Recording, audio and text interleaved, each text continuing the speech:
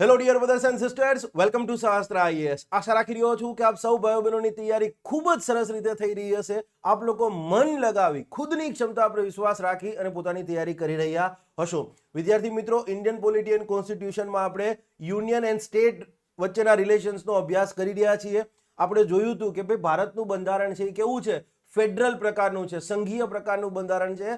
માટે સત્તાઓની વહેંચણી સંઘ સરકાર, કેન્દ્ર સરકાર અને રાજ્ય સરકારો વચ્ચે થયેલી છે. આ જે સત્તાઓની વહેંચણી છે તો એની અંદર આપણે જોયું હતું કે 3 પ્રકારની સત્તા વહેંચાયેલી છે: ધારાકીય સત્તા, વહીવટી સત્તા અથવા તો કારોબારી સત્તા અને નાણાકીય સત્તા. પણ એક સત્તા એવી છે કે જે સંઘ અને રાજ્યો વચ્ચે વહેંચાયેલી નથી, અને એ હતી ન્યાયિક સત્તા. કારણ કે ભારતનું સંવિધાન ઇન્ટિગ્રેટેડ જ્યુડિશિયલ સિસ્ટમ, સંકલિત ન્યાય વ્યવસ્થાની વાત કરે છે. એટલા માટે અત્યાર સુધી આ સિરીઝની અંદર 4 લેક્ચર થઈ ચૂક્યા છે, અને આ 4 લેક્ચરની અંદર આપણે કેન્દ્ર સરકાર અને રાજ્ય સરકાર વચ્ચેના ધારાકીય સંબંધો, કેન્દ્ર સરકાર અને રાજ્ય સરકાર વચ્ચેના વહીવટી કે કારોબારી સંબંધો છે એ પૂર્ણ કરી ચૂક્યા છીએ. હવે આપણે કેન્દ્ર સરકાર અને રાજ્ય સરકાર વચ્ચેના નાણાકીય સંબંધોનો અભ્યાસ કરવાનો છે. જો તમે અગાઉના લેક્ચર નથી જોયા તો આ લેક્ચર તમારા માટે નથી. અહીંથી જ બહાર નીકળી જજો અને એપવાળા છોકરાઓ એપની અંદર અગાઉના લેક્ચર જોશો, અને જે યુટ્યુબના માધ્યમથી જોઈ રહ્યા છે એમને મેં અગાઉના લેક્ચરની લિંક જે છે એ ડિસ્ક્રિપ્શન બોક્સમાં આપેલી છે. પહેલાં એ જોજો, પછી જ થશે. ક્લિયર છે? યસ. હવે નાણાકીય સંબંધોના સંદર્ભમાં વાત કરીએ ને તો 2 વસ્તુ તમને લોકોને કહીશ. પહેલી વસ્તુ કે આ નાણાકીય સંબંધોમાંથી જ્યારે બી પ્રશ્ન પૂછાય છે ત્યારે લગભગ બધાએ એ ક્વેશ્ચન ખોટો જ કર્યો હશે. લગભગ 99% કેસમાં એવું જ થાય છે. કારણ એવું છે કે ભાઈ કોઈ પણ બુકમાં જે છે એ ક્લિયર છે, એક પ્રકારનું થિયોરિટિકલ અભ્યાસ કહી શકીએ ને એ રીતે આપી દીધું છે, અને એમ કહેવાય ને પ્રેક્ટિકલ ઉદાહરણો આપ્યા નહીં. કોઈ પણ બુક લઈ લો. ક્લિયર છે? ઘણા બધા સ્ટુડન્ટ સાથે વાત કર્યા પછી આ વસ્તુ કહી શકું છું કે સર, આ કેન્દ્ર અને રાજ્ય સરકાર વચ્ચેના ધારાકીય સંબંધો અને કારોબારી સંબંધો તો અમને હજી સમજાઈ જતા હતા, પણ નાણાકીય સંબંધોમાં ક્લિયર છે ખ્યાલ નથી આવતો. ક્લિયર છે? તો ડોન્ટ વરી, નાણાકીય સંબંધો જે છે એ આપણે 5 લેક્ચરમાં ડિસ્કસ થવાના છે. કદાચ હું 3માં પૂરું કરી શક્યો હોત, પણ મને ખ્યાલ છે કે ભાઈ ફાઇનાન્સની વાત આવે ત્યારે ઘણા બધા છોકરાઓનું કોમર્સ બેકગ્રાઉન્ડ નથી હોતું, ત્યારે એ બાબતનું ધ્યાન રાખવું પડે છે. અને માટે અહીંયા મેં 5 લેક્ચર કર્યા છે. લેક્ચર નાના હશે અને તમને એમ કહેવાય ને કે બહુ મજા આવશે. રોજ તમારી આસપાસમાં જે ઘટનાઓ બનતી હશે એમાંથી જ આપણે લાઈવ એક્ઝામ્પલ લઈશું અને દરેકે દરેક બાબતનો અભ્યાસ કરીશું. ક્લિયર છે? અને બીજી ગેરંટી એ કે આ લેક્ચર જોયા પછી તમારો ફાઇનાન્શિયલ રિલેશન્સની અંદર કોઈ પણ સવાલ આવે, ક્લિયર છે, એ તમે મતલબ within a fraction of second જે છે એ સોલ્વ કરી દેશો, એની ગેરંટી મારી છે. ક્લિયર છે? તો તમને અગાઉના 4 લેક્ચર ધારાકીય સંબંધો અને વહીવટી સંબંધો જોઈને ખ્યાલ આવી જ ગયો હશે. તો ચલો, let's begin the show. Sir, the show has already began. Okay. નાણાકીય સંબંધો સંઘ અને રાજ્ય વચ્ચેના. હવે પ્રશ્ન પહેલો તો એ ઉદ્ભવે કે સંઘ અને રાજ્ય વચ્ચેના જે નાણાકીય સંબંધો છે એમાં શેનો અભ્યાસ કરવાનો થાય? સંઘ એન્ડ રાજ્ય વચ્ચેના ફાઇનાન્શિયલ રિલેશન્સ, નાણાકીય સંબંધોમાં શેનો અભ્યાસ કરવાનો આવે? કઈ વિગતો આવે? કંઈક તો આવતું જ હશે ને, એમનેમ તો નહીં આવતું હોય. તો સિમ્પલી વાત કરીએ ને તો એક લાઈનનો જવાબ છે તો કે બંને વચ્ચે નાણાકીય સત્તાઓની વહેંચણી.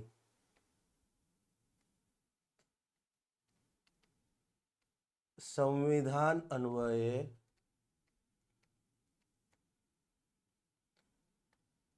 સંઘ અને રાજ્યો વચ્ચે થયેલ નાણાકીય સત્તાઓની. હવે પ્રશ્ન એ છે, આ નાણાકીય સત્તાઓ એટલે શું? સત્તાઓની વહેંચણીનો અભ્યાસ. તો હવે બીજો પ્રશ્ન આવી જ ગયો મગજમાં કે ભાઈ નાણાકીય સંબંધોમાં આપણે નાણાકીય સત્તાઓની વહેંચણીનો અભ્યાસ કરીશું. તો હવે પ્રશ્ન એ ઉદ્ભવે કે આ નાણાકીય સત્તાઓ એટલે શું? રોજ તમે આ વસ્તુને પ્રત્યક્ષ અથવા પરોક્ષ રીતે ક્લિયર છે ડીલ કરો છો. તો પહેલામાં પહેલી વસ્તુ છે કે કઈ કઈ બાબતના સંદર્ભમાં જે તે આર્થિક પ્રવૃત્તિ છે એના સંદર્ભમાં કર લેવાની સત્તા કોની? જે તે બાબતના સંબંધમાં, આર્થિક પ્રવૃત્તિના સંબંધમાં, આર્થિક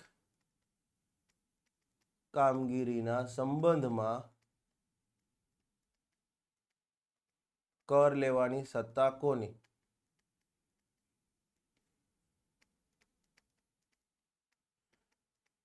ક્લિયર છે? લેટ સે ફોર એક્ઝામ્પલ, આજે સમજવા માટે તમારામાંથી કોઈ લોકો કમાતા હશે, ઓલરેડી અર્નિંગ કરતા હશે, તો એ ઇન્કમ ટેક્સ રિટર્ન ભરતા હશે. તમારી કોઈની માનો કે નાની એવી કંપની હશે, ક્લિયર છે, તો તમે ક્લિયર છે એમાં કોર્પોરેટ વેરો પણ ભરતા હશો.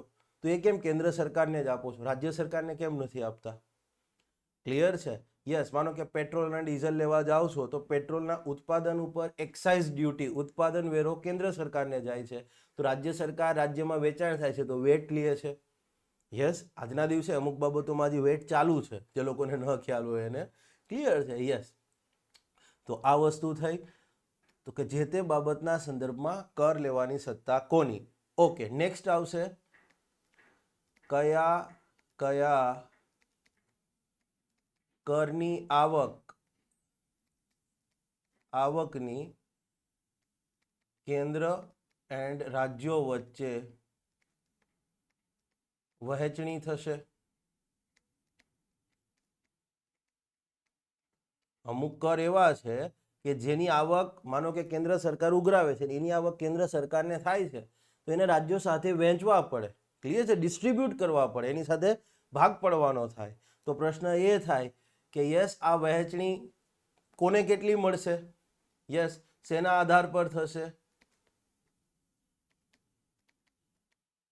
માનો કે સમજવા માટે ઇન્કમ ટેક્સ છે, તો ઇન્કમ ટેક્સ કેન્દ્ર સરકાર લે છે આપણી પાસેથી. કોર્પોરેટ ટેક્સ છે એ કંપનીઓ પાસેથી લે છે. તો આ ઇન્કમ ટેક્સ અને કોર્પોરેટ ટેક્સ, બીજા કેટલાક કર છે, પણ અત્યારે બે ટેક્સ યાદ રાખો કે income tax, personal income tax અને કોર્પોરેટ ટેક્સ જે છે, ક્લિયર છે, એમાંથી કેન્દ્ર સરકારને જે આવક થાય છે, ક્લિયર છે, એની જે ચોખ્ખી આવક આવે, ક્લિયર છે, ખબર પડી જશે હમણાં ચોખ્ખી આવક એટલે શું. ક્લિયર છે? આ જે ચોખ્ખી આવક આવે એ એમને રાજ્યો સાથે વહેંચવી પડે.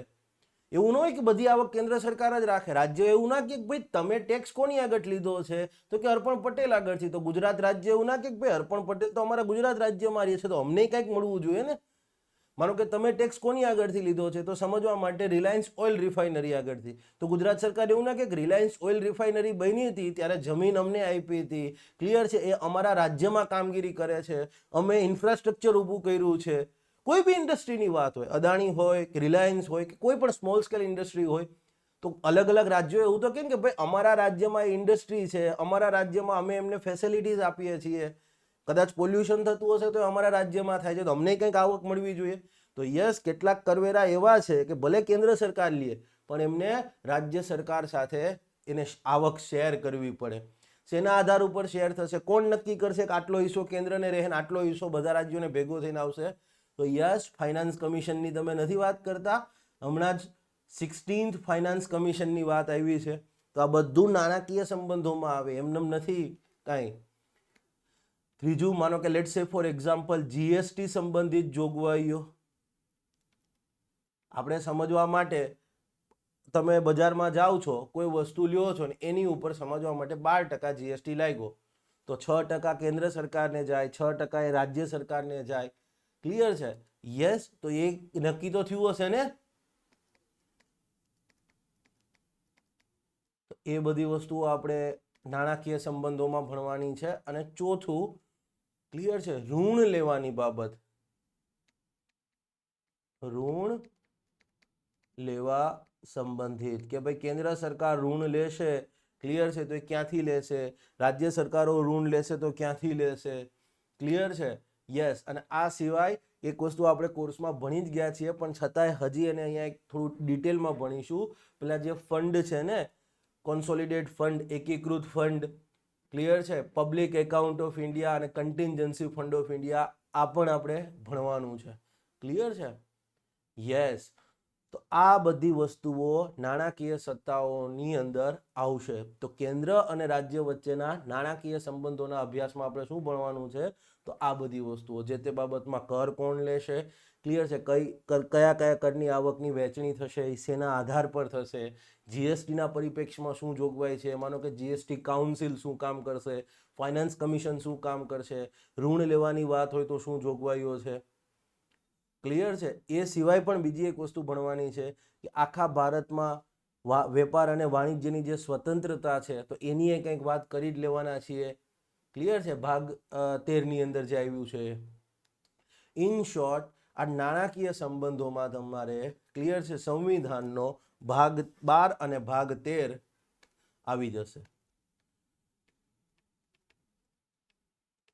સંવિધાનનો ભાગ 12 એન્ડ ભાગ 13 જે છે એ તમારે કમ્પ્લીટ જ સમજવાનો. અને હું લખીને ગેરંટી કયો ને આપી શકું એમ છું કે આ 3 ટોપિક ઉપર જે લેક્ચર આવવાના છે, કેન્દ્ર અને રાજ્ય વચ્ચેના સંબંધો, આંતરરાજ્ય સંબંધો અને કટોકટીની જોગવાઈઓ, પછી તમારે એક પણ બુકનો સોર્સ નહીં લેવો પડે, જાઓ, એ ગેરંટી છે. ક્લિયર છે? ઓકે.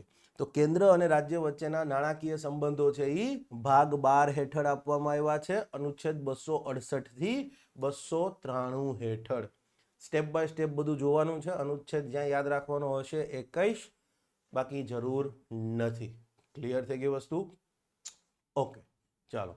તો પહેલી વાત કરીશું આપણે સંઘ અને રાજ્ય વચ્ચે કર સંબંધિત સત્તાઓની ફાળવણી. હવે કેવા શું માંગે છે? સંઘ અને રાજ્ય વચ્ચે કર સંબંધિત સત્તાઓની ફાળવણી, અને એકદમ સરળ ગુજરાતીમાં લખવું હોય તો શું કહી શકાય? તો કે સિમ્પલી કયા વિષયોના સંબંધમાં સંઘ કર લઈ શકે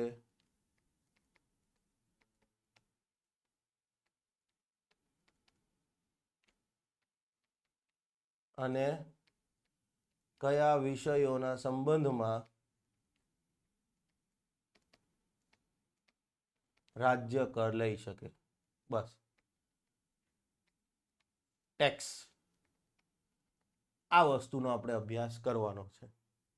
તો મેં તમને એક વસ્તુ કીધી હતી, યાદ કદાચ હોય તો, તમને લેક્ચર 4માં કીધી હતી કે સંઘ અને રાજ્ય વચ્ચે જે કારોબારી સત્તાઓની વહેંચણી થયેલી છે, એ સંઘ અને રાજ્ય વચ્ચે ધારાકીય સત્તાઓની જે વહેંચણી થયેલી છે, લગભગ એને સમાંતર રીતે જ વહેંચણી થયેલી છે.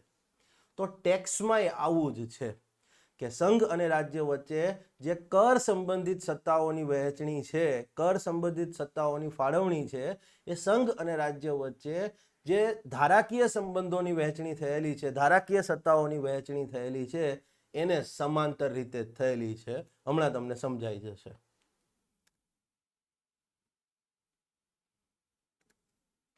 કર સંબંધિત સત્તાઓની ફાળવણી અહીંયા હું લખી દઉં છું.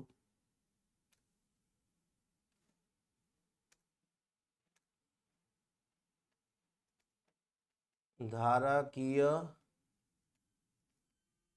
સત્તાઓની ફાળવણીને સમાંતર ગણી શકાય. હમણાં સમજાઈ જશે. આમ તો ઘણા મગજમાં આવી જ ગયો હશે અંદાજ.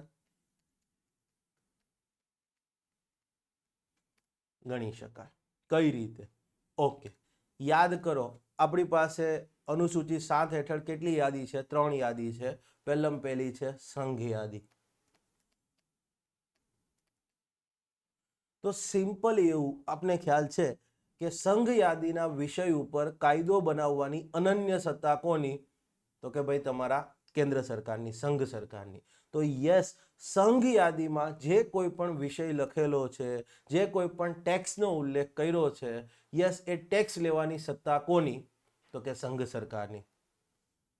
સંઘ યાદીમાં ઉલ્લેખિત વિષયોના સંબંધમાં કર લેવાની સત્તા, કર લાદવાની, કર નાખવાની સત્તા કેન્દ્ર સરકારની. અથવા સંઘ સરકારની. અને જો એવું લખી દે અહીંયા કે સંઘ યાદીમાં ઉલ્લેખિત કર વસૂલવાની સત્તા, તો પણ એ જ થશે. સંઘ યાદીમાં ઉલ્લેખિત કર લાદવાની સત્તા અગેન કોની? તો કે બે સ્ટેટમેન્ટ ક્લિયર છે, સેમ જ છે, ક્લિયર છે, જસ્ટ ખાલી એક કોન્ટેક્સ બદલી નાખી છે. સ્ટેટમેન્ટ માનો કે આવે તો આ સાચું જ રહે. તો એ જ રીતે હવે એક વસ્તુ વિચાર કરો, રાજ્ય યાદી આવશે તો રાજ્ય યાદીના વિષયો પર કર લેવાની સત્તા કોની થાય? અથવા રાજ્ય યાદીમાં ઉલ્લેખિત વિષયો પર કર લેવાની સત્તા કોની? રાજ્ય સરકારની. ક્લિયર છે? યસ, કારણ કે રાજ્ય યાદીના વિષયો પર કાયદો ઘડવાની અનન્ય સત્તા કોની છે? રાજ્ય સરકારની છે. તો પછી રાજ્ય યાદીમાં જે વિષય આપ્યો છે એની ઉપર કર લેવાની સત્તા કોની? રાજ્ય સરકારની જ થાય. અને યસ, અહીંયા કદાચ હું અનન્ય સત્તા કહી દઉં તો પણ એ શબ્દ ખોટો નથી. એક્સક્લુઝિવ પાવર્સ છે કે ભાઈ એની ઉપર કેન્દ્ર જ ટેક્સ લઈ શકે, એની ઉપર રાજ્ય જ ટેક્સ લઈ શકે. અનન્ય જ યાદ રાખજો, અનન્ય ના કરી દેતા પાછા. હા, ઓકે. તો હવે આ તો તમને પ્લેનલી ખ્યાલ આવી ગયો કે ભાઈ સંઘ યાદીમાં વિષય ઉલ્લેખિત છે તો એની ઉપર સંઘ જ કાયદો બનાવી શકે, તો પછી ટેક્સ એ સંઘ જ લેશે. રાજ્ય યાદીમાં ઉલ્લેખિત વિષયો પર કાયદો બનાવવાની અનન્ય સત્તા રાજ્યની છે, તો પછી ટેક્સ લેવાની સત્તા એ રાજ્યની છે. પણ પ્રશ્ન અહીંયા આવશે, સમવર્તી યાદી, સંયુક્ત યાદી, કોન્કરન્ટ લિસ્ટ.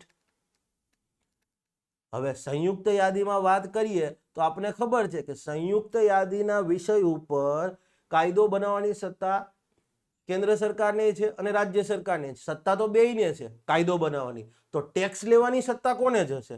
શું બેયને જશે કે પછી કઈ એરેન્જમેન્ટ થયું હશે? વિચારવા જેવું નથી. કાયદો સંયુક્ત યાદીમાં કોઈ વિષય છે તો કાયદો બે જણા બનાવી શકે, તો પછી ટેક્સ લેવાની સત્તા કોની? ખાલી કેન્દ્ર સરકારની, ખાલી રાજ્ય સરકારની, કે પછી બેયની? આ પ્રશ્ન વિચારવા જેવો થાય ને. તો આનો એક જ સિમ્પલ લાઈનમાં જવાબ છે કે હાલમાં ક્લિયર છે આ સંયુક્ત યાદીમાં કેટલા વિષયો છે? તો કે ભાઈ 52 વિષયો છે. તમને બધાને ખ્યાલ હશે જ, થિયરીમાં તો તમે એક્સપર્ટ છો. આ 52 વિષયોમાં એક પણ વિષય એવો નથી કે જેના સંબંધમાં કર લેવાનો થતો હોય. હાલમાં આ 52 વિષયોના સંબંધમાં એક પણ ટેક્સ રિલેટેડ એન્ટ્રી નથી. આવો શબ્દ કહેવામાં આવે છે, ટેક્સ રિલેટેડ એન્ટ્રી, એટલે સબ્જેક્ટ એન્ટ્રી નથી. ટેક્સ રિલેટેડ કોઈ વાત જ નથી. પણ માનો કે કાલ સવારે ભવિષ્યમાં કંઈક સંવિધાન સુધારો થાય અને એકાદી ટેક્સ રિલેટેડ બાબત આવે, એડ કરવામાં આવી, માનો કે 53મી અથવા 54મી, 55મી, વોટેવર XYZ, તો પછી ટેક્સ લેવાની સત્તા કોની થાય? તો ત્યારે હવે સરકાર જે સંવિધાન સુધારામાં નક્કી કરશે એ રીતે થશે. બાકી કાયદો બનાવવાની સત્તા બેયને છે, એ લોજિકથી જઈએ તો ટેક્સ લેવાની સત્તા બેયની થાય. પણ હાલમાં વર્તમાનમાં સંયુક્ત યાદીમાં ઉલ્લેખિત 52 વિષયમાંથી એક પણ વિષય એવો નથી કે જેના સંદર્ભમાં ટેક્સ લેવાનો થતો હોય. આમ સંયુક્ત યાદીના કોઈ પણ વિષય ઉપર ન તો સંઘ ટેક્સ લે છે, ન તો રાજ્ય સરકાર ટેક્સ લે છે. હાલ કોઈ ટેક્સ છે જ નહીં. ટેક્સ સંઘ યાદી અને રાજ્ય યાદીમાં જ છે, સંયુક્ત યાદીમાં કોઈ જ એટલે કોઈ જ પ્રોવિઝન નથી. ખ્યાલ આવી ગયો? ઓકે સાહેબ, તમે એક વસ્તુ અમને કીધી હતી અગાઉના લેક્ચરમાં કે જીએસટી છે એ એક પણ યાદીમાં નથી. હા, મેં કીધું તું. ચોથો પોઈન્ટ લઈએ. યસ, મેં કીધું તું જીએસટી એક પણ યાદીમાં નથી. હજી હું એની ઉપર કાયમ જ છું. જીએસટી એક પણ લિસ્ટમાં નથી. અનુસૂચિ 7 હેઠળના કોઈ પણ લિસ્ટમાં નથી. હા, એ મેં કીધું તું ને, પરફેક્ટ છે, એમાં કોઈ ખોટું નથી. તો પછી રાજ્ય સરકાર ને કેન્દ્ર સરકાર બે જીએસટી તો લે છે, તો પછી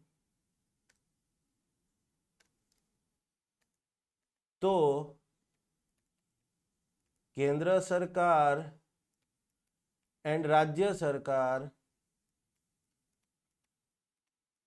જીએસટી કેમ વસૂલે છે ભાઈ?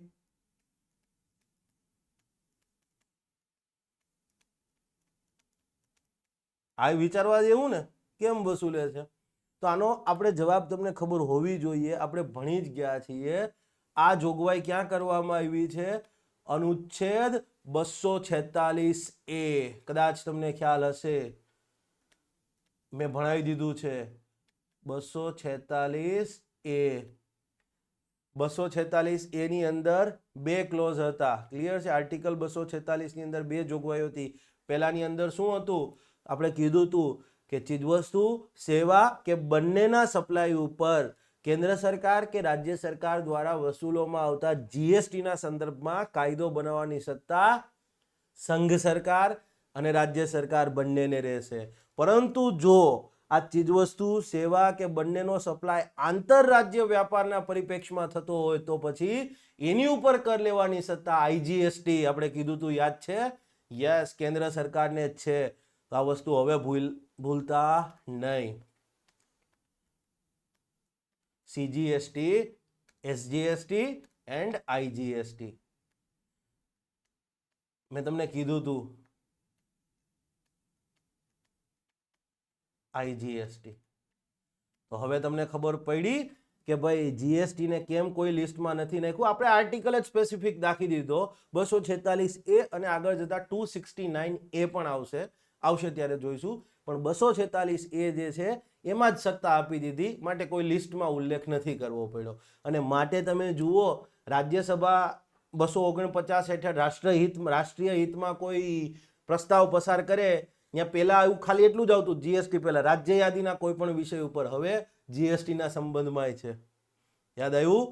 રાષ્ટ્રીય કટોકટી લાગુ હોય ત્યારે આપણે કીધું હતું કે પેલા રાજ્ય યાદીના વિષય ઉપર, પણ જીએસટી સંબંધિત જોગવાઈ દાખલ થઈ પછી ક્લિયર છે, લખી નાખ્યું છે કે ત્યાં જીએસટી પર અથવા તો રાજ્ય યાદીના કોઈ પણ વિષય ઉપર. આ બે શબ્દ આપણે જોયા હતા. જો કોઈ પણ યાદીમાં આવતું હોય જીએસટી, તો પછી આ જીએસટી અલગ મેન્શન કરવું કેમ જરૂર પડ્યું ત્યાં? યાદ કરો, આપણે જોયેલું હતું, રાજ્યસભા વિશેષ પ્રસ્તાવ પસાર કરે 2/3 બહુમતી પ્રેઝન્ટ એન્ડ વોટિંગની, તો સંસદ જે છે એ રાજ્ય યાદીના કોઈ વિષય ઉપર પ્રસ્તાવમાં લખ્યું હોય એવા વિષય ઉપર કાયદો બનાવી શકે. પણ ત્યાં મેં વસ્તુ એડ કરી હતી કે 100મો સંવિધાન સુધારો આવ્યો પછી ત્યાં જીએસટી પર એવો શબ્દ દાખલ થયો છે. જો લિસ્ટ હેઠળ આવતું હોત જીએસટી તો ત્યાં લખી ના નાખે. માટે તો યાદ રાખજો, જીએસટી કોઈ પણ લિસ્ટ હેઠળ આવતું નથી. 3માંથી એક પણ લિસ્ટ હેઠળ આવતું નથી. અને ઇન્ટરવ્યુમાં યુપીએસસીમાં જશો ને તો આવા જ સવાલો આવશે. તમારું આ સવાલ કેવું થાય ખબર? તમે જીએસટી નું બધું તૈયાર કરીને ગયા, હા જીએસટી કાઉન્સિલમાં વોટિંગ આમ થાય, બરાબર, આટલા રાજ્યો આ પડે તો પ્રસ્તાવ થશે, કેન્દ્ર ના પડે, બધું કરીને ગયા, એને આટલો બેઝિક સવાલ પૂછી દીધો, બસ પૂરી વાત થઈ ગઈ. તમે એટલા કન્ફ્યુઝ થશો કે સાલું આ તો મેં કદી જોયું જ નહીં, વિચાર્યું જ નહીં. ખ્યાલ આવ્યો? યસ. હવે એક ચોથો વિષય પણ છે, સોરી 5મો, શેષ વિષયો, રેસિડ્યુઅરી સબ્જેક્ટ. તો આના સંદર્ભમાં ટેક્સ લેવાની સત્તા કોની? આપણે જોઈ જ ગયા છીએ. ધારાકીય સત્તાઓ વખતે જોયું હતું કે ભાઈ રેસિડ્યુઅરી સબ્જેક્ટ્સના સંદર્ભમાં મેં તમને એક્ઝામ્પલ આપી દીધા છે કે ભાઈ રેસિડ્યુઅરી સબ્જેક્ટ્સમાં શું આવે. ક્લિયર છે? યસ. અને બહુ ડિટેલમાં ડિસ્કશન કર્યું હતું. ક્લિયર? રેસિડ્યુઅરી સબ્જેક્ટ્સના સંદર્ભમાં કાયદો બનાવવાની અને આવા રેસિડ્યુઅરી સબ્જેક્ટ્સના સંદર્ભમાં ટેક્સ લેવાની સત્તા કોની છે? તો કે સંઘ સરકારની જ છે. ક્લિયર છે? ટેક્સ લેવાની સત્તા, કર લાદવાની અથવા તો કર સંબંધિત સત્તા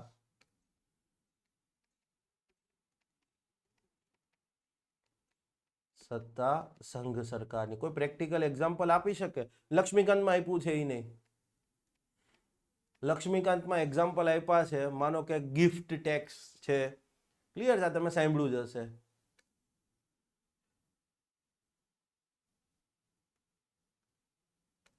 ફોર એક્ઝામ્પલ ગિફ્ટ ટેક્સ, આ તો તમે સાંભળ્યું જ હશે નામ. પણ હજી એક ટેક્સ છે કે જે 2023માં કેન્દ્ર સરકારે કેન્દ્રીય બજેટમાં જાહેર કર્યો હતો, સંઘના બજેટમાં જાહેર કર્યો હતો. રેસિડ્યુઅરી સબ્જેક્ટ એટલે શું? શેષ વિષય એટલે ન તો યુનિયન લિસ્ટમાં હોય, ન તો સ્ટેટ લિસ્ટમાં હોય, ન તો કોન્કરન્ટ લિસ્ટમાં હોય. અને એ રેસિડ્યુઅરી સબ્જેક્ટ દાખલ થવા પાછળનું તર્ક શું હતું એ પણ મેં તમને સમજાવ્યું હતું. માટે કીધું કે અગાઉના લેક્ચરો જોઈને પછી જ આવજો, સમજવાની વધારે મજા આવશે, બર્ડન નહીં ફીલ થાય. ક્લિયર છે? યસ. અને એક ટેક્સ હતો, આવું તમે જો મેન્સમાં એક્ઝામ્પલ આપો, ઇન્ટરવ્યુમાં એક્ઝામ્પલ આપો તો તમને માર્ક આવે સીધા ઇન્ટરવ્યુની અંદર 65, 66. વિકાસ દિવ્યકીર્તિ જેવા મહાન વ્યક્તિએ એવું કીધું છે કે ઇન્ટરવ્યુમાં તમે 100 જવાબ ખોટા આપો પણ એક જવાબ સાચો આપ્યો ને તો બાકી બધાય પાપ ધોઈ નાખે. ક્લિયર છે? એક ટેક્સ છે ક્રિપ્ટો ટ્રાન્ઝેક્શન ટેક્સ, યાદ છે?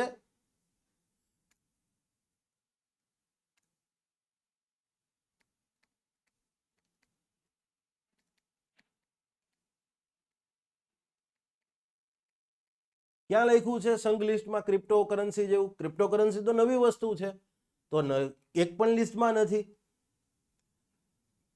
કદાચ તમે એમ કહેશો સર કરન્સી તો યુનિયન લિસ્ટમાં છે ને. ના, પણ જસ્ટિફાઈ ન કરી શકો, કારણ કે કરન્સી છે તો એની પાછળ એની એક કેરેક્ટરિસ્ટિક્સ છે કે કોઈ સરકાર દ્વારા, કોઈ સોવરિન દ્વારા, કોઈ દેશની સરકાર દ્વારા એને પીઠબળ હોય. ડોલર છે તો એને અમેરિકન સરકાર દ્વારા પીઠબળ છે, અમેરિકન ડોલર. ઓસ્ટ્રેલિયન ડોલર છે તો ઓસ્ટ્રેલિયન ગવર્મેન્ટ એનું બેકિંગ આપે છે.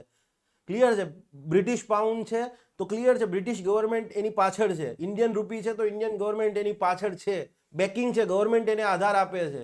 તમારી નોટમાં નથી લખ્યું મેં ધારક કો 50 रुपये देने का, 2000 रुपये देने का वचन देता हूं? क्लियर છે? आई प्रोमिस टू पे 50 रुपीज टू ધ बियरर. આવું લખેલું હશે નોટની અંદર. ક્રિપ્ટોકરન્સી ક્યાં લખ્યું છે? તો ક્રિપ્ટોકરન્સી શેષ વિષય હતો. ક્લિયર છે? તો ક્રિપ્ટોકરન્સીના દરેકે દરેક ટ્રાન્ઝેક્શન ઉપર સરકારે એક ટેક્સ ઇન્ટ્રોડ્યુસ કર્યો છે યુનિયન બજેટ 2022-23 તો આ તમારે વિચારવાનું હોય. તમે લોકો બરાબર છે એ જ ઘીસી પેટી વસ્તુઓ કરી રાખો છો. ક્લિયર છે? ગુજરાતની અંદર આજે સમજવા માટે હું પૂના, હૈદરાબાદ, બરાબર, બેંગ્લોર બી જઈ આવ્યો છું, લેક્ચર લેવા જાઉં છું ને, માલિકની દયાથી હવે મજા આવે છે ત્યાં અને સારું મળે છે. તો ત્યાં હું જોઉં છું તો એ છોકરાઓનો એટીટ્યુડ તમે જુઓ તો તમને ખ્યાલ આવે. ક્લિયર છે? અને they readily welcome this kind of content. આપણે અહીંયા એ જ ઘીસીપીટી વસ્તુઓ ચાલી રહી છે. ક્લિયર છે?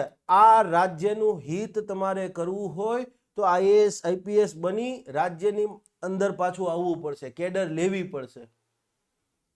ક્લિયર છે? મને બહારના અધિકારીઓ સામે કોઈ વાંધો નથી, પણ રાજ્યનું હિત જે છે, રાજ્યના મુદ્દાઓ છે, રાજ્યના વિવિધ સમસ્યાઓ છે, એ રાજ્યનો વ્યક્તિ વધારે સારી રીતે સમજી શકે છે. ક્લિયર છે? બાકી એવા ઘણા આઈએએસ આઈપીએસ આપણા રાજ્યમાં આવ્યા છે, બીજા રાજ્યના હતા. ક્લિયર છે? અને એમને ખબર હોય કે ભાઈ હવે મારો રિટાયરમેન્ટનો ટાઈમ આવી ગયો છે અને મારે મારા રાજ્યમાં જઈને ચૂંટણી લડવી છે, એટલે પછી એ પ્રકારનો એમનો અભિગમ આવી જતો હોય છે નીતિલક્ષી બાબતોમાં. અને ઘણા અધિકારીઓ એવા પણ છે કે જેને આ રાજ્યને પોતાનું માદરે વતન બનાવી દીધું છે. બંને તરફ છે, પણ યસ, રાજ્યનું હિત પણ જરૂરી છે ને. તો આ વસ્તુ તમે ધ્યાન રાખજો. બહુ બેઝિક વસ્તુ હતી. મેં કીધું હું કાંઈ નવું નથી લાવતો.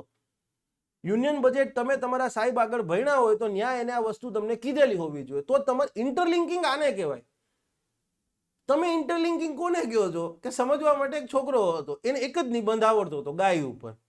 તો પ્રશ્ન પૂછ્યો કે ભાઈ તમારું ફેવરિટ એનિમલ કયું છે? તો ગાય છે, અને ગાય વિશે એને સરસ ડિસ્ક્રિપ્શન આપ્યું. બરાબર છે? લખીએ દીધું 33 કોટી દેવતા હોય છે, બધું પ્રોપર એમ. બરાબર છે? ગાયના દૂધ વિશે લખી દીધું. ક્લિયર છે? બધું ગાયના નેચર વિશે પણ લખી દીધું. ક્લિયર? બધું લખી દીધું.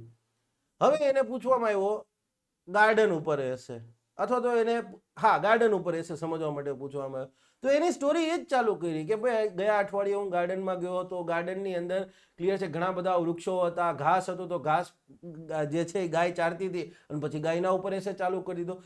This is interlinking. તમે આવું માનો છો? Is that interlinking? નો, એ ઇન્ટરલિંકિંગ નથી. બરાબર છે? સ્કૂલ વિશે એસે પૂછ્યો તો અગેન હું સ્કૂલમાં બેસું છું, બારી પાસે બેસું છું, બારીમાંથી ગાય જોઈને ગાય ઉપર એસે ચાલુ કરી દીધો. ક્લિયર છે? This is not a interlinking. Interlinking તમને પ્રોપર એક સબ્જેક્ટથી બીજા સબ્જેક્ટમાં તમને કહેવાય ને એક પ્રકારનું ટ્રાન્ઝિશન કરાવે. અને ઇન્ટરલિંકિંગ સમજવું બહુ ઇઝી હોય છે. જો ઇન્ટરલિંકિંગ સમજવું અઘરું લાગે અથવા કલ્પનાઓની બહારનું લાગે તો સમજી લો that is not a genuine interlinking. Clear છે? તમે જીઓગ્રાફીની વાત આવે, જીઓગ્રાફી વિષયની અંદર તમે લગભગ દરેક જગ્યાએ ક્લિયર છે ઇકોનોમીને ઇન્ટરલિંક કરી શકો ને કરી જ શકો. યસ, કરી શકો. માનો કે અને એના ઉપર તો બુક છે સરસ, ધ ક્લેશ ઓફ જીઓગ્રાફીઝ, બહુ સરસ બુક છે, હું વાંચી રહ્યો છું. ક્લિયર છે? માટે મને ખ્યાલ આવ્યો દુનિયામાં જે કંઈ પણ અત્યાર સુધીની જંગ ખેલાણી, યુદ્ધો ખેલાણા, ક્લિયર છે, યસ, એ બધા ક્લિયર છે, sorry, the revenge of geography, બરાબર છે, સ્લીપ ઓફ ટંગ, આ બધા અલ્ટિમેટલી જીઓગ્રાફીની વાત હતી. આજે રશિયા યુક્રેનની વાત થઈ રહી છે, અલ્ટિમેટલી શેની વાત છે? વોર્મ વોટર પોલિસી ઉપર કંટ્રોલ કરવાની વાત છે. ક્લિયર છે? Yes, let's say for example Israel versus other countries, again જીઓગ્રાફીની વાત છે.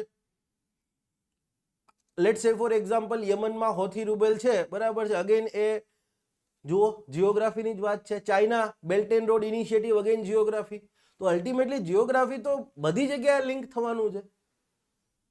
એક બીજી પણ એક બુક છે, the clash of civilisation, the revenge of geography અને ક્લેશ ઓફ સિવિલાઇઝેશન, બહુ સરસ બુક છે. You must read after selection, બરાબર ને? યુપીએસસીમાં જો તમે સિલેક્ટ થાવ તો આ બે બુક તો મસ્ટ રીડ, બરાબર છે. એક glimpses of the world history by J L. Nehru, clash of the civilisation અને રિવેન્જ ઓફ જીઓગ્રાફી, આ 3 બુક મસ્ટ રીડ કરજો. ક્લિયર છે? ઘણી બધી વસ્તુઓ તમને નવી ખ્યાલ આવશે. ઓકે, તો આ વાત થઈ શેષ વિષયોના સંદર્ભમાં. ક્લિયર છે? ટેક્સ લેવાની વાત, મેં એક્ઝામ્પલ પણ આપ્યા છે. ઓકે, હવે આપણે વાત કરીશું રાજ્યની કર લાદવાની સત્તા ઉપર નિયંત્રણ. આપણે ખબર છે કે રાજ્ય યાદીમાં ઉલ્લેખિત વિષયો પર કર લેવાની સત્તા કોની? તો કે રાજ્ય વિધાનમંડળની.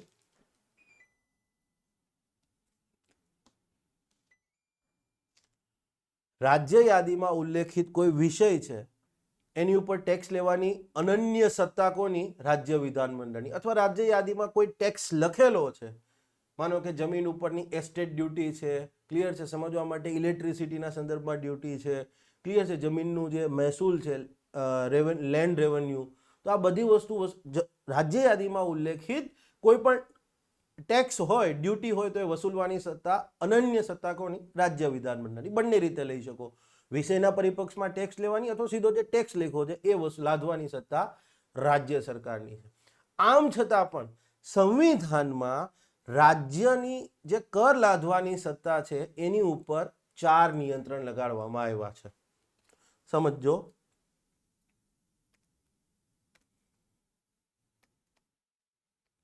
રાજ્ય યાદીના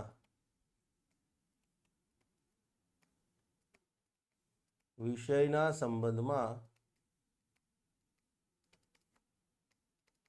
કર લાદવાની અનન્ય સત્તા રાજ્ય વિધાનમંડળને મળેલ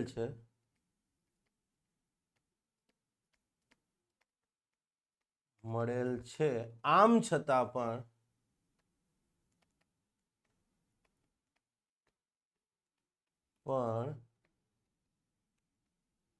રાજ્ય વિધાનમંડળ અલગ આવશે. ભાઈ, મારી જોડણીની ભૂલ તમારી રીતે તમારે સુધારતી જ જવાની.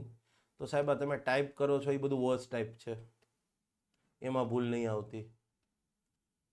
મંડળની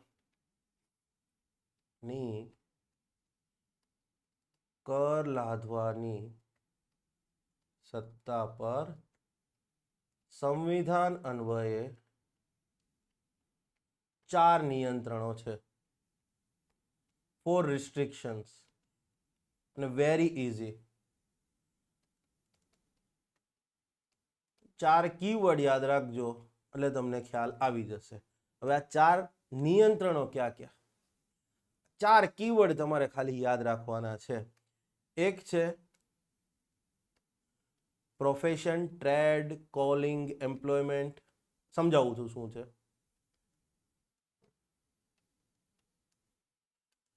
આ 4 કીવર્ડ ક્યાં ક્યાં છે? વ્યવસાય,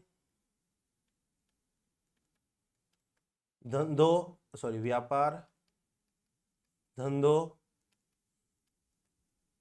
એન્ડ રોજગાર. પ્રોફેશન એટલે વ્યવસાય, ટ્રેડ એટલે વ્યાપાર, કોલિંગ એટલે ધંધો, બરાબર છે, અને રોજગાર એટલે employment. Profession, trade, calling and employment. તમે જો તમે એક સિટીમાં રહેતા હશો, અમદાવાદ, રાજકોટ, સુરત, વડોદરા જેવા સિટીમાં ખાસ, બરાબર છે, તો તમે કદાચ જોતા હશો કે તમારા ફેમિલી મેમ્બરમાં કોઈને પ્રોફેશન ટેક્સ ભરવાનો થતો હશે, વ્યવસાય વેરો ભરવાનો થતો હશે. ક્લિયર છે? આ સિટીમાં તો ખાસ, જુનાગઢમાં બી મ્યુનિસિપલ કોર્પોરેશન છે, ક્લિયર છે, તો ત્યાં પણ આવે છે. તો આ વસ્તુ તમે જોતા હશો, કદાચ તમે સાંભળ્યું હશે વ્યવસાય વેરો ભરવાનો, અને કદાચ જો ધ્યાનથી હજી ડિટેલમાં જોયું હશે ને, તો કોઈ પણ કિસ્સામાં વ્યવસાય વેરો, ક્લિયર છે, આ વ્યવસાય વેરો રાજ્ય સરકારને ચૂકવવામાં આવતો હોય કે પછી સ્થાનિક સત્તામંડળને, એ વ્યવસાય વેરો ક્યારેય પણ પ્રતિ વર્ષ 2500 થી વધારે નહીં હોય. કેમ? તો કે સંવિધાનમાં જોગવાઈ છે. સંવિધાનમાં કીધું કે રાજ્ય વિધાનમંડળ છે એ આવા વ્યવસાય, વ્યાપાર, ધંધો કે રોજગાર, પ્રોફેશન, ટ્રેડ, કોલિંગ કે પછી એમ્પ્લોયમેન્ટ ઉપર, ક્લિયર છે, યસ, ટેક્સ લઈ શકશે. છૂટ છે રાજ્ય વિધાનમંડળને, યસ, પણ એક નિયંત્રણ છે. શું? કે ભાઈ આવા વ્યવસાય, વ્યાપાર, ધંધો કે રોજગારી ઉપર રાજ્ય વિધાનમંડળ ટેક્સ લે અને કોઈ વ્યક્તિ દ્વારા, ક્લિયર છે, આજે ટેક્સ ચૂકવવામાં આવતો હોય તો એનું પ્રતિ વર્ષ મૂલ્ય 2500 થી વધુ ન હોવું જોઈએ. ક્લિયર છે? રાજ્ય વિધાનમંડળને, ક્લિયર છે, પ્રોફેશન, ટ્રેડ, કોલિંગ અને એમ્પ્લોયમેન્ટ ઉપર ટેક્સ લેવાની સત્તા છે, પણ કોઈ પણ પરિસ્થિતિમાં, ક્લિયર છે, આ ટેક્સનું, આ જે ટેક્સ છે એનું પ્રતિ વર્ષ મૂલ્ય 2500 થી વધારે ન હોવું જોઈએ. હવે યસ, અથવા વ્યવસાય અથવા વ્યાપાર અથવા ધંધો અથવા રોજગાર ઉપર રાજ્ય વિધાનમંડળ ટેક્સ લઈ શકશે, છૂટ છે, પણ કોઈ પણ કિસ્સામાં એ 2500 થી વધારે ન હોવું જોઈએ. હવે તમને એમ થાય કે સર રાજ્ય વિધાનમંડળ એવો કાયદો કંઈક બનાવે ને એમ કે ભાઈ 2000 રૂપિયા વ્યવસાય વેરો રાજ્ય સરકારને આપવાનો, ક્લિયર છે, 1000 રૂપિયા સ્થાનિક સત્તામંડળને આપવાનો, એવું ના ચાલે. તો કાલ સવારે સરકાર એમ કે ભાઈ હા વ્યવસાય વેરો લઈએ છીએ, 2500 થી ઓછો જ છે, પણ હા 2000 રૂપિયા સરકારને, 1000 રૂપિયા સ્થાનિક સત્તામંડળને. ના, એવું ના ચાલે. એ બધા ચારમાંથી કોઈ પણ ઉપર ટેક્સ લ્યો, આ ટેક્સ રાજ્ય સરકાર લેતી હોય, મ્યુનિસિપલ કોર્પોરેશન લેતી હોય, નગરપાલિકા લેતી હોય, તમારી લોકલ પંચાયત લેતી હોય, જિલ્લા પંચાયત લેતી હોય, કોઈ પણ લેતું હોય, ક્લિયર છે, 2500 થી વધારે ન હોવું જોઈએ કોઈ પણ પરિસ્થિતિમાં. ક્લિયર થઈ ગઈ વસ્તુ? તો આ નિયંત્રણ છે. રાજ્ય વિધાનમંડળ વ્યાપાર, વ્યવસાય, ધંધો કે પછી રોજગાર કોઈના ઉપર ટેક્સ લઈ શકે, પણ પ્રતિ વર્ષ 2500 થી વધારે એનું મૂલ્ય ન હોવું જોઈએ એક વ્યક્તિ ઉપર. હા, ફેમિલીમાં 3 વ્યક્તિ ઉપર લાગતો તો કદાચ એ થઈ શકે 2500 થી ઉપર, પણ એક વ્યક્તિ એ 2500 થી વધારે પ્રતિ વર્ષ એની પાસેથી વસૂલ ન કરી શકાય. ચાહે વ્યવસાય પર લ્યો, વ્યાપાર પર લ્યો, ધંધા પર લ્યો કે રોજગાર ઉપર લ્યો. અને આ ટેક્સ ચાહે કોઈ પણ લેતું હોય, રાજ્ય સરકાર લેતી હોય, મ્યુનિસિપલ કોર્પોરેશન લેતી હોય, નગરપાલિકા લેતી હોય, જિલ્લા પંચાયત લેતી હોય, કોઈ બી લેતા હોય, ક્લિયર છે, આ એક એની ઉપર નિયંત્રણ છે. બીજું છે ચીજવસ્તુ, સેવા અથવા બંનેનો સપ્લાય.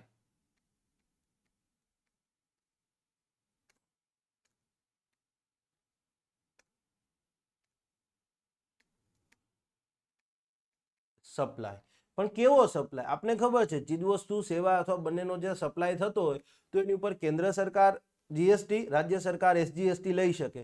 પણ જો આ સપ્લાય રાજ્યની બહાર થતો હોય અથવા તો આયાત નિકાસના ભાગરૂપે થતો હોય, કોઈ પણ ચીજવસ્તુ, સેવા અથવા તો બંનેનો સપ્લાય જે છે એ રાજ્યની બહાર થતો હોય. હવે રાજ્યની બહાર થતો હોય તો રાજ્ય વિધાનમંડળ એની ઉપર ટેક્સ ન જ લઈ શકે,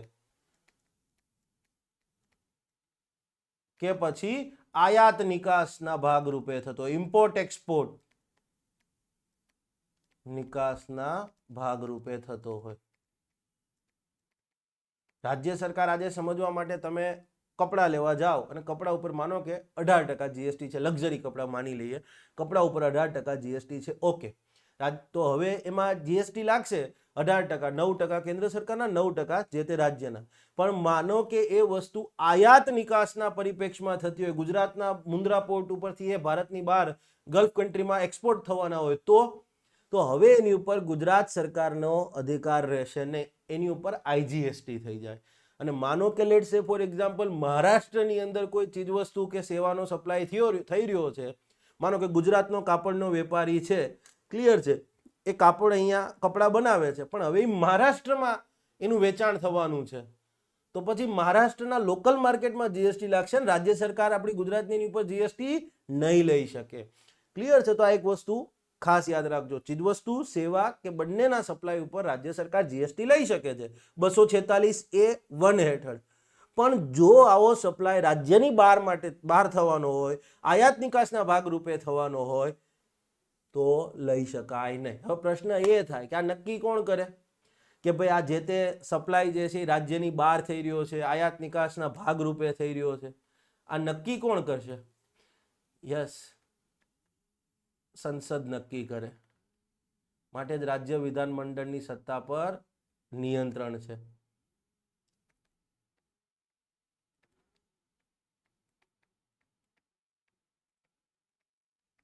સંસદ નક્કી કરે. ત્રીજો કીવર્ડ છે ઇલેક્ટ્રિસિટી ડ્યુટી. Electricity duty. તમે અત્યારે બિલ તમારી ઘરે ઇલેક્ટ્રિસિટીનું આવતું હશે ને, એમાં ઇલેક્ટ્રિસિટી ડ્યુટી લેવામાં આવતી હશે. ક્લિયર છે? રાજ્યમાં જે વીજળી જે છે, યસ, એનું વેચાણ થાય કે પછી વપરાશ થાય, કન્ઝપ્શન, વેચાણ કે વપરાશ પર કંપનીઓ વેચતી હોય તો કંપનીઓ ઉપર લગાડી શકે, અથવા તો આપણે કન્ઝમ કરી રહ્યા છે, વપરાશ કરી રહ્યા છે, તો આપણી ઉપર લાગી શકે, બે કોઈ પણ એક ઉપર. ઇલેક્ટ્રિસિટીના વેચાણ કે વપરાશ ઉપર રાજ્ય સરકાર ડ્યુટી લઈ શકે છે. પણ અહીંયા બે વસ્તુના અપવાદ છે. રાજ્ય ઉપર નિયંત્રણ છે અને એના માટેના બે કીવર્ડ છે કેન્દ્ર સરકાર, ક્લિયર છે, અને એક આવશે રેલવે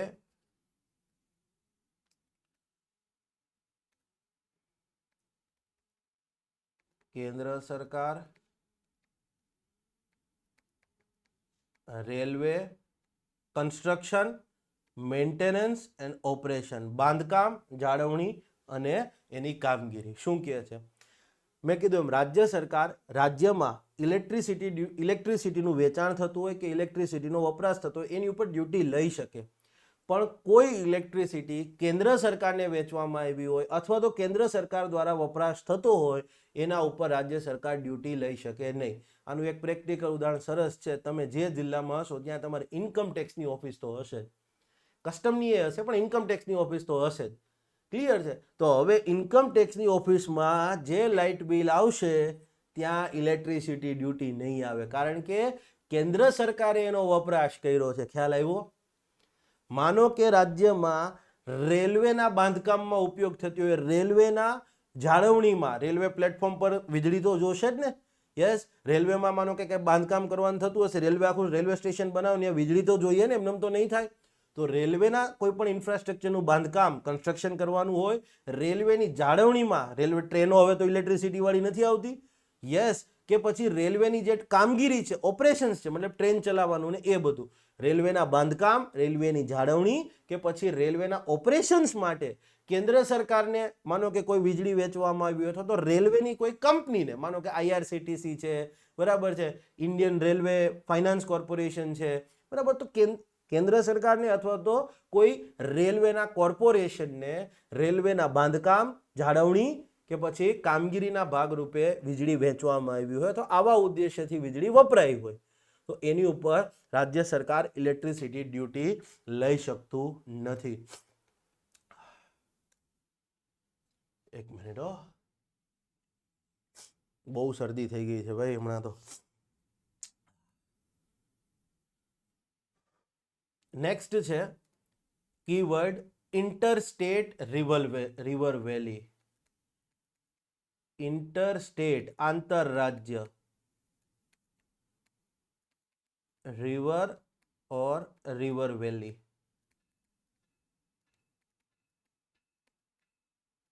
ક્લિયર છે? નદી અથવા નદી ખીણ.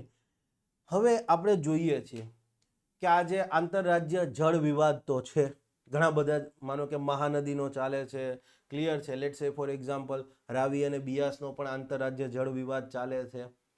હવે આપણે ખબર છે કે અનુચ્છેદ 261 હેઠળ આપણે ભણવાનું છે, બાકી છે. અનુચ્છેદ 261 હેઠળ સંસદની એવી સત્તા છે કે ભાઈ આંતરરાજ્ય જળ વિવાદ હોય, ક્લિયર છે, આંતરરાજ્ય નદીના પાણીના ઉપયોગની બાબતમાં, એનો વપરાશ કરવાની બાબતમાં, એનું વેચાણ કરવાની બાબતમાં, વહેંચણીના સંદર્ભમાં કોઈ વિવાદ હોય તો એ વિવાદ માટે કેન્દ્ર સરકાર કાયદાથી એક ઓથોરિટીની રચના કરી શકે છે. ક્લિયર છે? હા, ભણીશું ડિટેલની અંદર.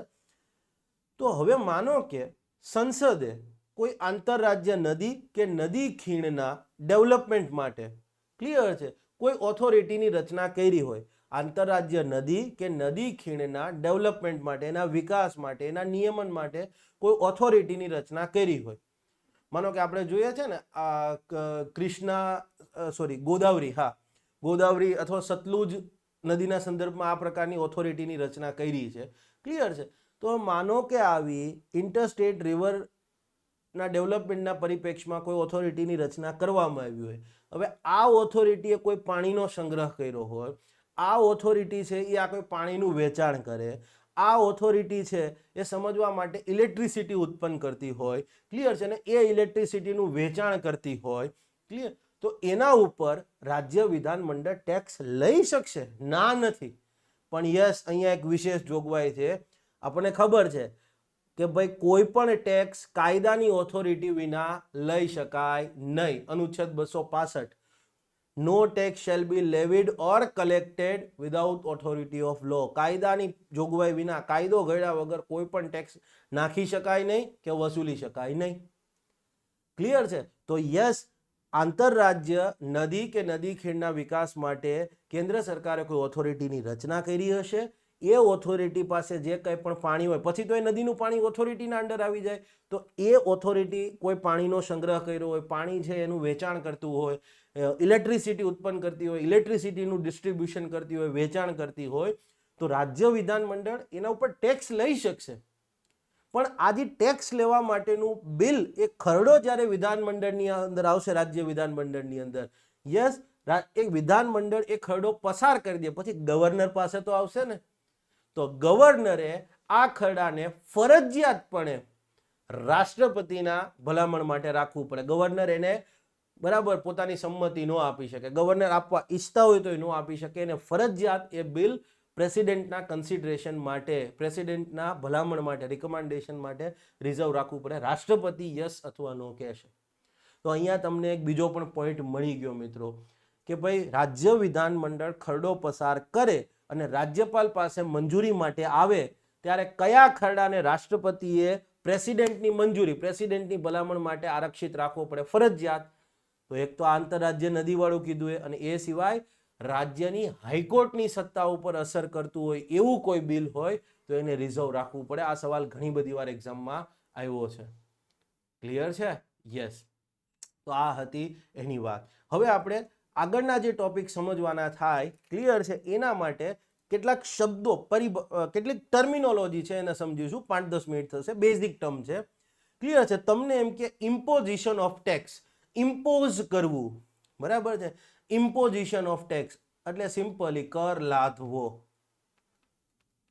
લાદવો, અથવા તો દેશી ભાષામાં કહીએ તો કર નાખવો. લોકો ઉપર કર નાખવામાં આવે, આપણે નથી કહેતા?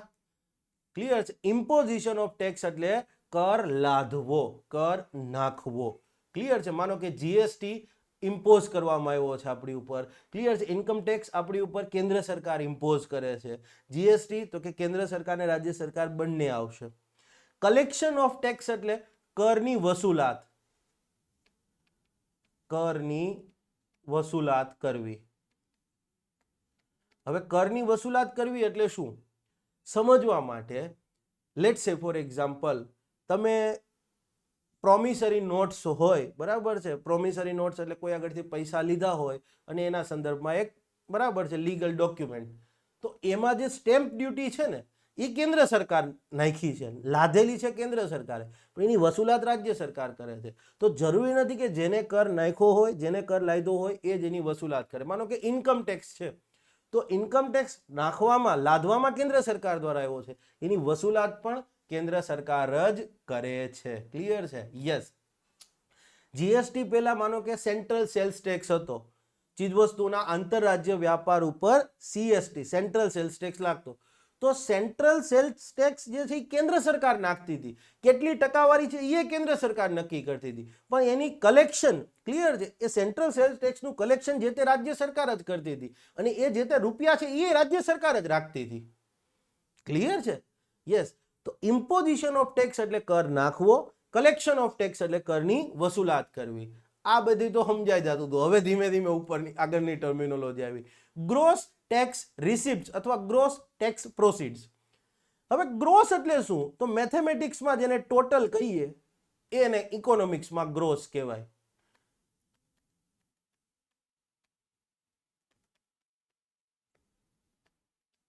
મેથ્સમાં એને શું કહેવાય? ટોટલ. મેં જીડીપી ના લેક્ચરમાં તમને સમજાવ્યું છે. મેથ્સમાં આપણે આના માટે શબ્દ છે ટોટલ, કુલ.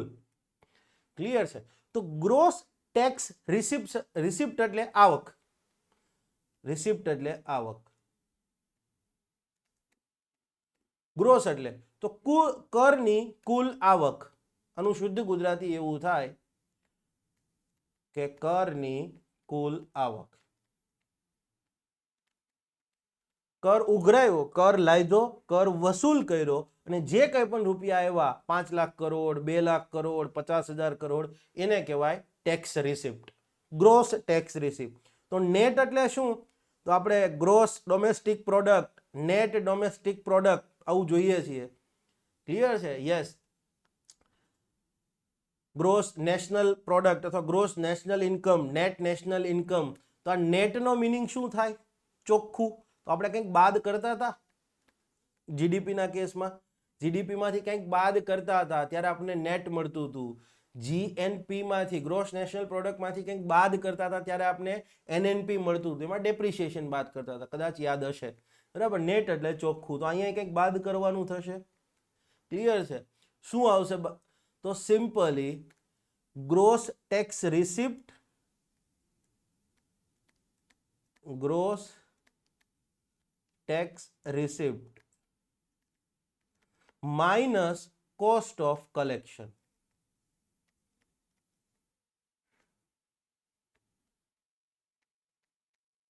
Tax collection. તમે એક વસ્તુ વિચાર કરો, કેન્દ્ર સરકાર ઇન્કમ ટેક્સ આપણી ઉપર નાખી દીધો તો એની વસૂલવા માટે કેન્દ્ર સરકારને કંઈક ખર્ચો બી થાય છે ને. ઇન્કમ ટેક્સના અધિકારીઓને પગાર નથી દેવો પડતો, એમને તો કોઈ નહીં કરે. યસ, ઇન્કમ ટેક્સની ઓફિસો બનાવવી પડે છે, ત્યાં normal let's say for example light બિલથી માંડીને બધી વસ્તુઓ નહીં આવતી હોય તો એ કોસ્ટ ઓફ કલેક્શનમાં ના થાય. ક્લિયર છે? કરની વસૂલાત કરવામાં આવી, ક્લિયર છે, જે કર થયો એમ જે રકમ આવી એમાંથી એક કર વસૂલવા માટે જે કંઈ પણ ખર્ચા થયા એ બધાય બાદ કરવાના. માનો કે ઇન્કમ ટેક્સને કોઈ એવો મોટો કેસ હોય, એમાં વકીલ રાખવો પડે તો એમાંય એક એના વકીલને જે પેમેન્ટ કરવાનું થાય તો એ કોસ્ટ ઓફ કલેક્શનમાં થાય છે. યસ. તો કરની જે કુલ આવક છે એમાંથી એ કરની ઉઘરાણી કરવા માટે જે ખર્ચ થયો એ બાદ કરો. ક્લિયર છે? કરની ઉઘરાણીમાં જે કિંમત આવી એ બાદ કરો એટલે કહેવામાં આવે નેટ ટેક્સ રિસિપ્ટ્સ અથવા નેટ પ્રોસીડ્સ. સિમ્પલી આવું જ કહે છે. ક્લિયર છે? નેટ પ્રોસીડ્સ. આ જરૂર પડશે ભાઈ ફાઇનાન્સ કમિશનના સંદર્ભમાં, મને એમને આદત નથી. ક્લિયર છે? Appropriation of tax proceed. Tax proceed એટલે કરની આવક. એપ્રોપ્રિએશન એટલે શું? તો એપ્રોપ્રિએશન એટલે વિનિયોગ કરવો, કરની આવકનો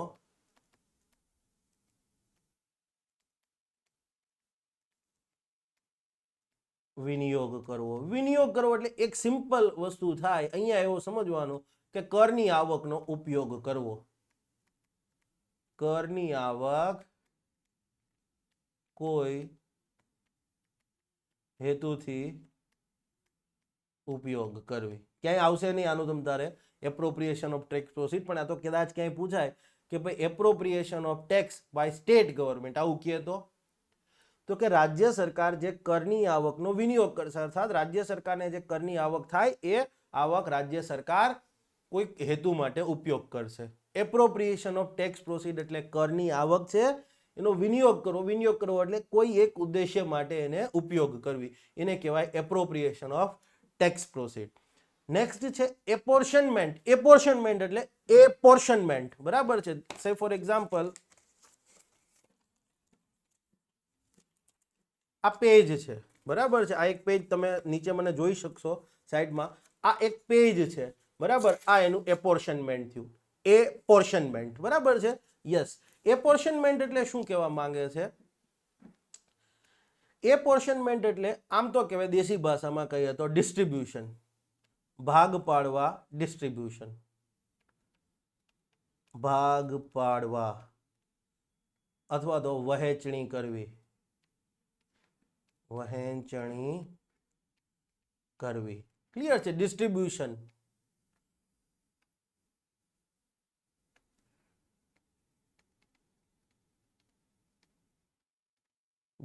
ક્લિયર છે, ડિસ્ટ્રીબ્યુટ કરવું. Let's say for example appropriation of apportionment of tax between centre and state. Clear છે, કેન્દ્ર અને રાજ્યો વચ્ચે કરની આવકને વહેંચણી કરવી. માનો કે આઈજીએસટી છે તો આઈજીએસટી ની આવક, ઇન્ટરસ્ટેટ જીએસટી ની આવક અડધી કેન્દ્ર સરકારને જાય, અડધી રાજ્ય સરકારને જાય. જીએસટી છે તો એમાં અડધી કેન્દ્ર સરકારને જાય છે, અડધી રાજ્ય. એપોર્શનમેન્ટ એટલે ભાગ પાડવા. ક્લિયર છે, યસ, સિમ્પલ આવી વસ્તુ થાય. ઓકે, હવે બીજી એક વસ્તુ છે, સિમ્પલ વસ્તુ છે, આમ તો ભણવાની છે ફાઇનાન્સ કમિશનમાં. કેન્દ્ર સરકાર જે કોઈ પણ કરવેરા લે છે એમાંથી અમુક કરવેરા, કેન્દ્ર સરકાર જે કોઈ પણ કરવેરા આપણી પાસેથી વસૂલ કરે છે એમાંથી અમુક કરવેરાની જે ચોખ્ખી આવક થાય છે, કેન્દ્ર સરકાર માનો કે 10 કરવેરા લે છે, એમાંથી અમુક કરવેરા, ધારો કે 5 કરવેરા છે, એની જે ચોખ્ખી આવક થાય છે, નેટ પ્રોસીડ્સ છે, એની કેન્દ્ર સરકાર અને રાજ્યો વચ્ચે વહેંચણી થશે, એપોર્શનમેન્ટ થશે. તો પ્રશ્ન એ થાય કે કેન્દ્ર સરકાર XYZ નંબરના કરવેરા લે છે, એમાંથી કયા કયા કરવેરાઓ છે જેની ચોખ્ખી આવક જે છે એ સંઘ અને રાજ્યો વચ્ચે વહેંચણી થશે. યસ.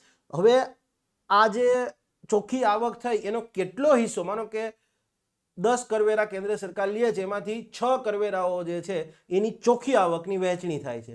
હવે માનો કે આ 6 કરવેરાઓની ચોખ્ખી આવક થઈ 10 લાખ કરોડ એક વર્ષની અંદર, તો એ 10 લાખ કરોડમાંથી કેટલો હિસ્સો કેન્દ્રને રહેશે, કેટલો હિસ્સો આ બધા રાજ્યોને સંયુક્તપણે જશે, એ કોણ નક્કી કરશે? ક્લિયર, સમજાય છે? ઓકે, હવે માનો કે નક્કી થયું કે ભાઈ 5 લાખ કરોડ કેન્દ્ર સરકારને રહ્યા અને બાકીના 5 લાખ કરોડ બધા રાજ્યોનો એક સંયુક્ત હિસ્સો કહેવાશે. તો હવે આ 5 લાખ કરોડ જે છે રાજ્યો વચ્ચે વહેંચણી થશે, આંતરરાજ્ય વહેંચણી. અલગ અલગ રાજ્યને, માનો કે હરિયાણાને 20,000 કરોડ, ઉત્તર પ્રદેશને 60,000 કરોડ, તમિલનાડુને XYZ નંબરની અંદર, પણ આ વહેંચણી પણ થશે. તો આ શેના આધારે થશે? ક્લિયર છે? એક વસ્તુ યાદ રાખજો કે બંધારણમાં જોગવાઈ છે કે કેન્દ્ર સરકાર જે કંઈ પણ કરવેરાઓ વસૂલ કરે છે એમાંથી અમુક કરવેરાઓની જે ચોખ્ખી આવક થાય એમને સંઘ અને મતલબ કેન્દ્ર સરકાર અને તમામ રાજ્યો ભેગા કરી લ્યો તો એમની વચ્ચે ડિસ્ટ્રીબ્યુશન, એપોર્શનમેન્ટ થશે, વહેંચણી થશે. તો કયા કયા કરવેરાઓ? યસ. અને આ ચોખ્ખી આવકનો કેટલો હિસ્સો કેન્દ્ર સરકારને જશે, કેટલો હિસ્સો સંયુક્તપણે રાજ્યોનો કહેવાશે? અને ત્રીજો ક્વેશ્ચન, ક્લિયર છે, હવે રાજ્યો વચ્ચે જે સંયુક્ત હિસ્સામાંથી આવકની ભાગબટાઈ કરવાની છે, ક્લિયર છે, એ શેના આધાર પર થશે? ક્લિયર છે? આનો જવાબ તમને મળશે નેક્સ્ટ લેક્ચરોમાં. આ તમામ જવાબ તમને મળશે ફાઇનાન્સ કમિશનના લેક્ચરની અંદર. આ તમામ જવાબ તમને મળશે. આ જસ્ટ ખાલી તમને એક ઇગ્નાઇટ કરવા હતા, ફાઇનાન્સ કમિશનના લેક્ચરમાં. અને બહુ મજા આવશે. આગળ ઘણું બધું સમજવાનું હજી બાકી છે, માટે આ સમજાવતો નથી તમને, બસ ખાલી અહીં ક્વેશ્ચન મૂકી દીધો.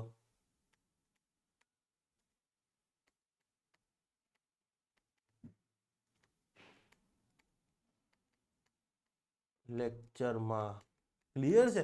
આની પહેલા આપણે ઘણું સમજવું જરૂરી છે, બરાબર છે? નેક્સ્ટ લેક્ચરમાં આપણે એ બધું ડિસ્કશન કરવાનું સ્ટાર્ટ પણ કરી દઈશું. ક્લિયર છે કે આર્ટિકલ 269 શું કહે છે, 269A શું કહે છે, ક્લિયર છે? યસ. પછી સ્ટેપ બાય સ્ટેપ ધીમે ધીમે ધીમે ધીમે ધીમે કરતા આગળ જઈશું. ક્લિયર છે? કોઈ ઉતાવળ તો આપણે છે નહીં. ક્લિયર છે? યસ. અને આ એટલા માટે જરૂરી બની જાય છે કે તાજેતરમાં જ 16મું નાણાં પંચ જે છે એની રચના થઈ ગઈ છે અને અહીંયા તમારો ટોપિક પણ પૂર્ણ થાય છે. આશા રાખું કે તમને મજા આવતી હશે. ક્લિયર છે? કલાકથી વધારે આપણે નાણાંવાળા લેક્ચર નહીં રાખીએ, કારણ કે છોકરાઓનું બેકગ્રાઉન્ડ ઇકોનોમિક્સ નથી હોતું. માટે તમને આ સિરીઝ કેવી લાગી રહી છે? ક્લિયર છે? યસ, એનો એક જેન્યુઅન પ્રતિભાવ જે છે એ અમને ચોક્કસપણે યુટ્યુબના કમેન્ટ બોક્સમાં લખજો. જે છોકરાઓ પેઇડ કોર્સવાળા છે એ અમને મેસેજ કરી શકશો, ફોન કરી શકશો. તમને એટલા માટે તમારી આગળથી કમેન્ટ માંગતા હોઈએ છીએ કે અમને ખબર પડે કે અમે જે કરી રહ્યા છીએ એ સાચું છે કે ખોટું. હું ક્યારેય કોઈ પણ છોકરાની કમેન્ટને મારા વોટ્સઅપ સ્ટેટસમાં નથી મૂકતો. ક્લિયર છે? આ તમે મને કોઈ દિવસ જોઈશો નહીં, કોઈ દિવસ તમે મને નહીં જુઓ કે તમારી કમેન્ટનો મેં કોમર્શિયલ ઉપયોગ કર્યો હશે. એ બંધ. મને જો ભણાવતા આવડતું હશે તો વિદ્યાર્થી આવશે. કદાચ મને ભણાવતા આવડવું જરૂરી નથી, વિદ્યાર્થીને ગમવું જરૂરી છે, વિદ્યાર્થીને સમજાવવું જરૂરી છે. કદાચ હું ભણાવું વિદ્યાર્થીને ગમે નહીં એ વસ્તુ ગૌણ છે, પણ સમજાય નહીં એ વસ્તુ ખોટી નહીં, શક્ય જ નથી. ક્લિયર છે? હા, અને મારું કન્ટેન્ટ તમને યુપીએસસી જીપીએસસી ક્લાસ 1-2 કરવાની અથવા યુપીએસસીનો જેને જજ્બા છે ને એના માટે જ છે. તમે ડીવાયએસઓ એસટીઆઈ કરતા હોય મારું કન્ટેન્ટ જોવાની જરૂરિયાત જ નથી. હું ખુદ ના પાડું છું, પણ અંદરથી આગ હોય કે ના ભાઈ આ કરવું છે એના માટે જ છે. Thank you. જય હિન્દ, જય જય ગરવી ગુજરાત. મારો દેશ, મારી પહેચાન, મારું રાજ્ય, મારું સ્વાભિમાન.